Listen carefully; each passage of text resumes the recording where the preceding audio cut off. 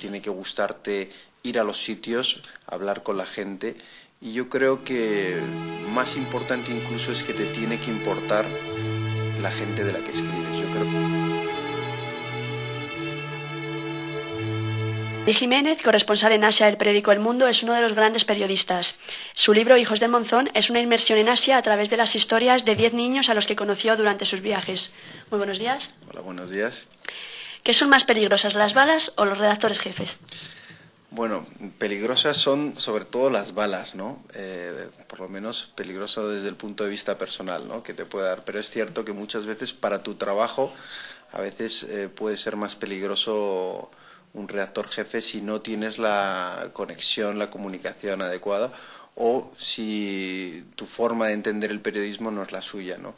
Yo creo que en España hay todavía hay muy buenos redactores jefes y hay otros que no lo son tanto, quizá porque todavía tienen una visión del periodismo un poco antigua, en la cual estoy hablando, por supuesto, del periódico impreso, ¿no? Luego hay otros medios que es diferente, pero que todavía están intentando pues esa competencia con la radio, la televisión o internet de dar la noticia del día, ¿no? Y a lo mejor no se centran tanto en el gran reportaje.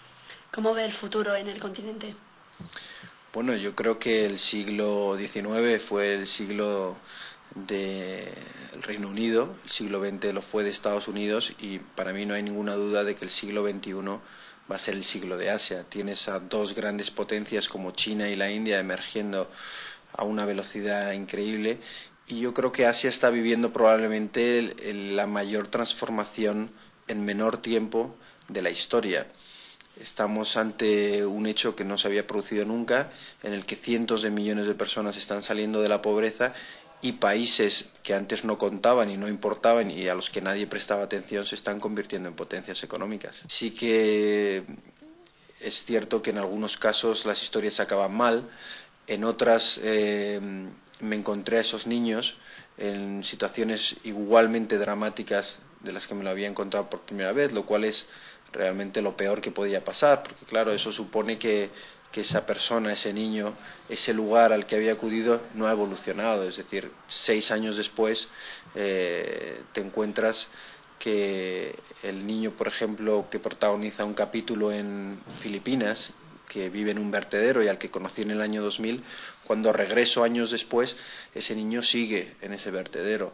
Y yo creo que eso demuestra un poco la desesperación que vive mucha gente en lugares que no cambian nunca. Creo que es difícil no implicarse en algunas historias humanas. Es difícil, recientemente cubriendo la revolución del azafrán en Birmania, cuando tú veías a toda esa gente desarmada enfrentándose a soldados y a un régimen brutal e injusto, sentías una especie de necesidad de querer unirte a las manifestaciones y ser uno más de ellos. Por supuesto, te tienes que recordar a ti mismo que no, que tú has venido solo como testigo y para contar a la gente que está a miles de kilómetros de distancia lo que está ocurriendo. ¿Qué quiere conseguir, qué quiere sugerir en el lector de su libro Hijos del Monzón? Bueno, yo creo que el libro tiene varios mensajes. Uno de los mensajes es cómo muchas veces países que no importan en el mundo, porque económicamente son insignificantes, su destino se decide a miles de kilómetros de distancia por otros países que sí importan.